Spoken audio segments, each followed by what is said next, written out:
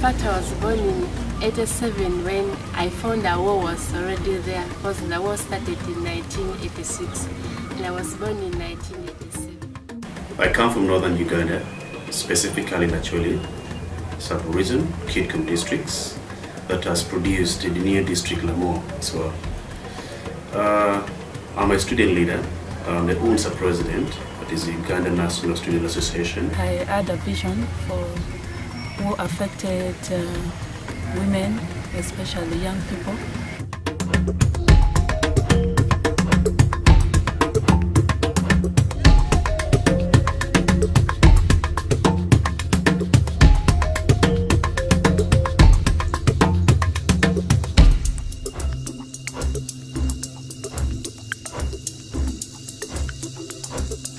Kony and his rebel group, the LRA, are no longer committing atrocities in northern Uganda.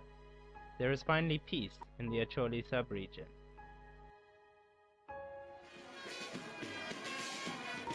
But how to start a normal life after living in war conditions for over 20 years? How to reconcile with people who have become perpetrators? How to find peace in your mind? Peace means more than the absence of war. There's still no peace. It's the transition from war to peaceful coexistence in the community, which is still a major problem. The aftermath of the war still echoes in our mind, especially when people in Congo are still suffering and in Central Africa, in those areas. Invisible Children started a campaign called Kony2012 with the message of pressuring the international community to finally stop Joseph Kony. Kony2012 received 100 million views on YouTube in under a week, making it one of the most viral videos ever. In northern Uganda, the movie was not as well perceived, as it was mainly in the US and Europe. It was actually rejected. It was rejected. It was portraying not exactly what is happening here. It was trying to reflect as if we still at the mercy of the Kony rebels, which is not the case. I hope somebody will have the courtesy to put a disclaimer that this is what used to happen. This is not current. Because certainly what is in that documentary is totally the opposite of what's happening now. Even though the peace talks failed in Juba, South Sudan, Kony and his troops are no longer active in Uganda. There are no gunshots and no abductions. What remains are the memories of a brutal conflict, as well as now the question of why 2012 was chosen. Looking at Kony 2012 campaign, it draws a lot of ideas in my mind, both positive and negative. But the negative views of it really outweigh the positive perspectives views. Simply because when you look at the Kony 2012, the period at which the Kony 2012 has been brought, it's completely, to me, out of sin. Because they brought the 2012 Kony video after Acholi has relieved from the war. At the moment, we don't have the kind of serious battles here and there, the killing that has been there. They would have brought that kind of campaign only when we are still suffering. You see, the authors of those films, to me personally, that is my belief, that they are trying to undermine the process of peace by so portraying a different image of what has happened, what is happening, where we are today. If it was intended for Central Africa and Congo, where problems are still there, it should be different from here. This is one thing. And the Western world, the government in Western world, they know exactly what is going on.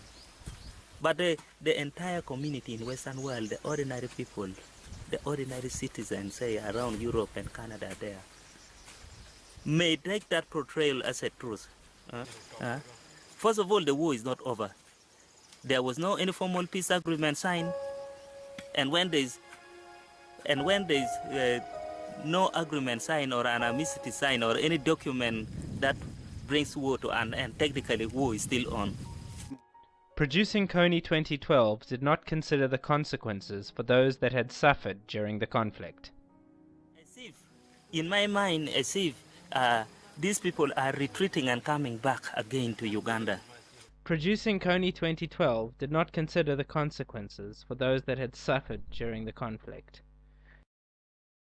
Charity organization African Youth Initiative Network, Uganda, organized a public screening in Lira town. The campaign that was intended to raise awareness about the LRA leaders' brutal attacks on civilians, however, sparked anger from the locals who claimed it was offensive for the promoters of the video to wear T-shirts of Joseph Kony. There are some kind of people, there are some kind of NGO who are trying to mobilize funds using the atrocities committed in northern Uganda. And some people had the opportunity to watch the film that has been put there.